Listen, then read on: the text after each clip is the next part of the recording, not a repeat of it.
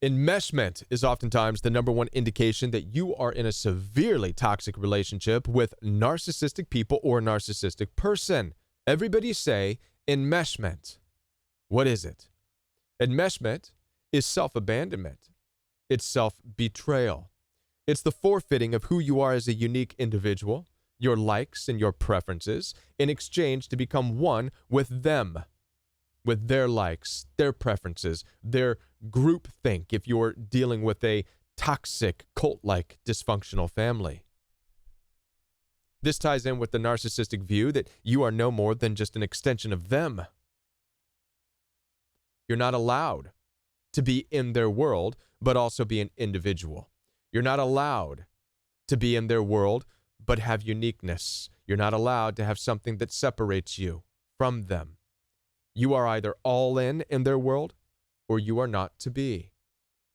Now, obviously, you and I are not designed to squash our individual likes, our uniqueness, our independence. This can lead you down a dark path of becoming bitter and resentful over time, depending on how long you stay enmeshed. Now, as a coach, the way I see enmeshment roll out in toxic relationships is that it is a slow but forced discard of who you are as an individual and your uniqueness through demeaning and devaluing attacks on your character, on your appearance, on your thoughts, on your ideas, on your individuality. This forced discard of you is also met with a forced acceptance of their ideas, their way of doing life, their groupthink. Now, in this message, I want to share some important things about enmeshment with you. Number one, I want to share with you who's at risk for being sucked into enmeshment with toxic people, because some of you are at a greater risk than others. Number two, I want to share with you the red flags. What are the signs that you are dealing with an enmesher narcissistic group or narcissistic person? It takes an enmesher narcissistic person to lure you in and to suck you into enmeshment. Let's get into this. My name is Kevin, and this is The Royal We. Now, before I do continue, I want to let you know that I'm here to support you. Down in the description box, you'll find access for one-on-one appointments with me. So if you're in any type of relationship, whether it's a family or a romantic partnership, and you feel yourself having to forfeit your uniqueness, your individuality in this toxic relationship, stop it now. Head on down there, schedule some one-on-one time with me. I take telephone calls as well as video calls through Zoom, FaceTime, and WhatsApp. In addition to one-on-one coaching calls, I also have a coaching program. My coaching program is live and in person each and every day. I don't just throw books and videos your way and say, peace out, good luck to you on your healing journey. I spend my every day with you. Tuesday nights is Royal We Fellowship, where we open up the Bible and we see what God's Word has to say about this day and age and living with so much narcissism surrounding us. Also, every Thursday night is Backstage Pass. This is where I share with you the inside scoop on being a coach. I share about what it takes mentally, emotionally, physically, even technologically. So for those of you who have a desire to have a purpose, to create content, head on down there, spend a month in the Roe coaching program so you can gain some valuable insight. Now, let's talk about enmeshment. Enmeshment. Who's at risk? We're going to start there. What are the risk factors? Some of you might think, well, I'm codependent, so I'm easily sucked into toxic relationships and enmeshment. It has nothing to do with codependency. I don't even believe codependency is even real outside of a toxic relationship. I've made videos on that in the past, and you can check those out. But it has nothing to do with that. It's surprising, the number one risk factor, and that's because it's a good quality to have.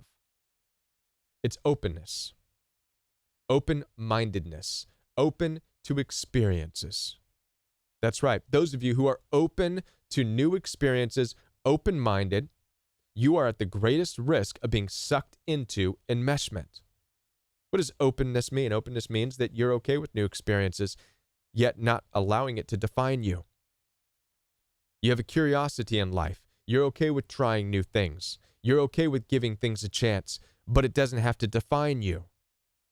This automatically puts you at risk to come across a narcissistic person or people or groupthink simply because you feel, that's interesting, maybe I can learn something new. Not that it's going to define you and your lifestyle, but you have an interest through openness to try something new. Now, it's not just openness as the greatest risk factor, but also something else as a risk factor, and that is your compassion, your empathy, people-pleasing. A lot of times people will tell you that being a people pleaser is a bad thing.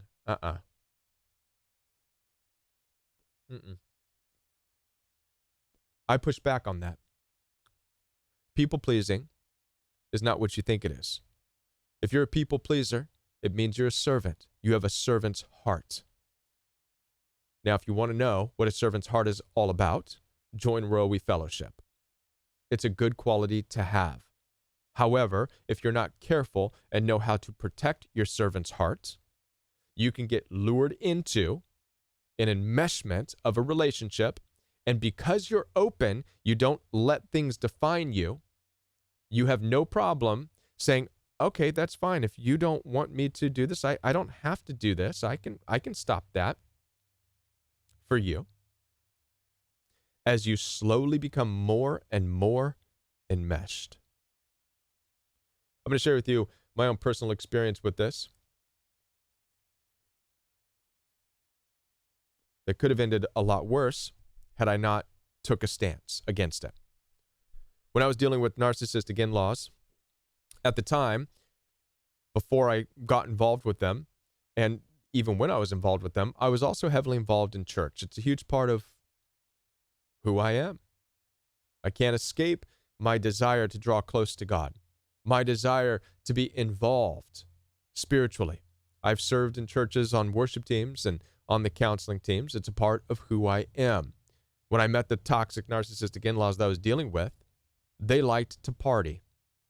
Now, through my openness to new experiences, I had no problem going and hanging out with them, because they were in-laws after all, and having some beers. I had no problem. I'm open to the experience. It doesn't define me. However, I discovered something. They're like computers that I was putting a combination of mixed key things in, and they just couldn't compute it.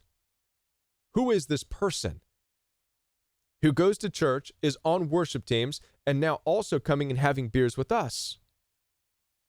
They were now faced with the fact that I can spend time with them, but also hold on to my own unique individuality of being involved in church. And they started to grow an intolerance towards that. You're either an extension of us, you're all in, or you're not to be. They started to roll out slow attacks on my faith, on my uniqueness, on my individuality. Their mindset is, we cannot compute you being a part of this and standing on your own, doing these other things. Obviously, I eventually took a stance. I separated from them. I don't have to be in your world. That's fine.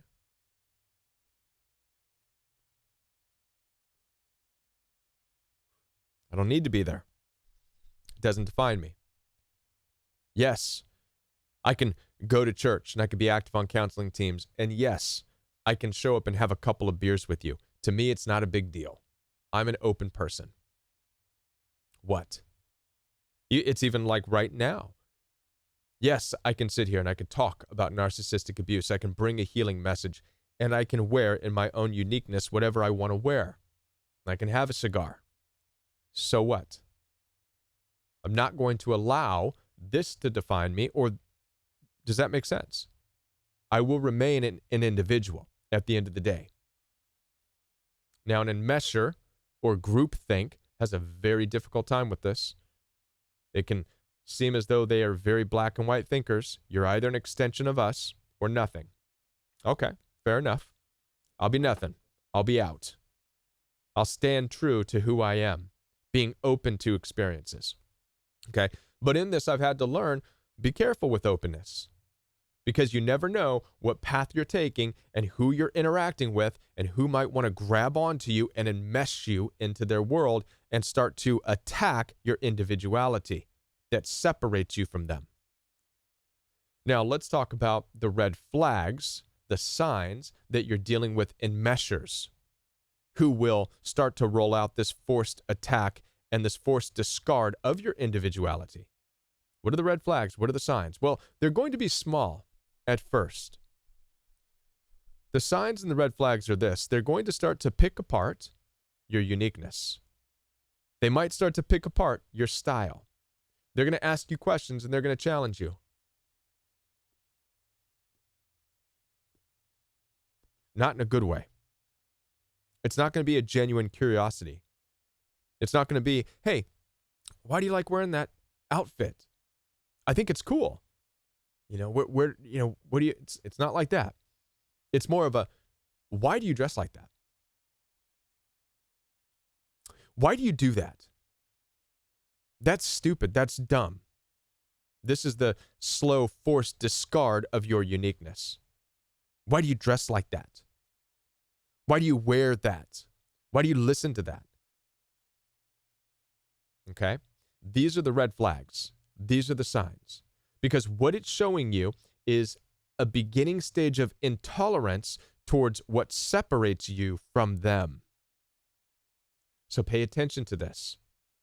Because if you're an open person, also a person of compassion and empathy, and if you have a servant's heart, you are at risk for saying, "Oh, well, I don't have to smoke this cigar. Just give me one more puff. Here, I'll put it down for you. That's fine." Because again, being an open person, it means that you're not defined by it. Not defined by the cigar, right? I don't have to wear this. Here, I'll take it off. Not that you're going to like my shirt underneath it because I've ripped it up and, but I can take this off for you. That's fine.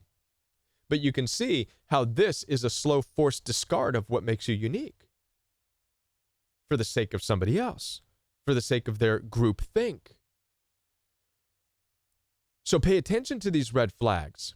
Pay attention to these challenging questions that are indicating that they are not tolerant of what makes you unique and separates you from them.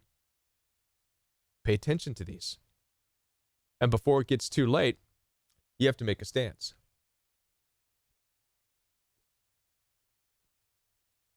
What does a stance look like? Stance looks like, hey, listen, I have no problem hanging out with you. I have no problem showing up to your little events. I have no problem spending time with you. But if you have a problem with my uniqueness, if you have a problem with what separates me from you, if you have a problem with my individuality, then I'll leave because I choose me first. Sorry, not sorry. Now, you need to develop this mindset and this stance that if you're going to be intimate with people, whether it is a family system or a romantic partnership, they had better be as open to your uniqueness and what separates you from them as you're open to experiencing things with them. If that is not a fair match of openness between you, then you need to bow out and say, nope, I choose my individuality first. And if you can't tolerate that, then it's over. We don't have to be together. We don't have to have a family system. We don't have to share anything. Because you deserve somebody in your life who is also going to accept your uniqueness, even in marriage. Now, we all understand the marriage is two becoming one flesh. That's what marriage is. But even in that, you're still individuals. Yes, you are one in your goals, in your plans, in the way in which you operate. But this doesn't mean that you squash your individuality. A healthy marriage is an understanding that you are both unique, yet you're the same. In a healthy marriage and a healthy relationship, it won't be required for you to discard what makes you unique, your little likes and your preferences and the things that bring you joy. Keep this in mind. As I said before, I am here to support you. Down in the description box below this video, you'll find access for one-on-one appointments with me. So if you're in a situation where you are feeling forced to discard your uniqueness of any kind, don't wait. Don't play that game. Don't start to let go of these things out of compassion, out of empathy, out of having a servant's heart. Stand up for yourself. How do you stand up for yourself? I'm still going to be me. Sorry, not sorry. In addition to one-on-one coaching calls that you can schedule, I do have a coaching program. My coaching program is live and in person each and every day, right? Royal We Fellowship every Tuesday night. Royal We Backstage Pass every Thursday night. Head on down there. There's all kinds of opportunities for you to get involved, and I'll be back with more videos for you right here on the Royal We. Before I leave, I want to let you know that if you're new to the channel, welcome. Be sure to hit the subscribe and the bell notification. Otherwise, YouTube may not send you my videos. They're going to send you Dr. Ramani's, which is absolutely fine. Dr. Ramani is amazing. Dr. Ramani, call me. All right? And I'll be back with more right here on the Royal We. Be sure to check out one of these videos that are recommended by the YouTube algorithm for you.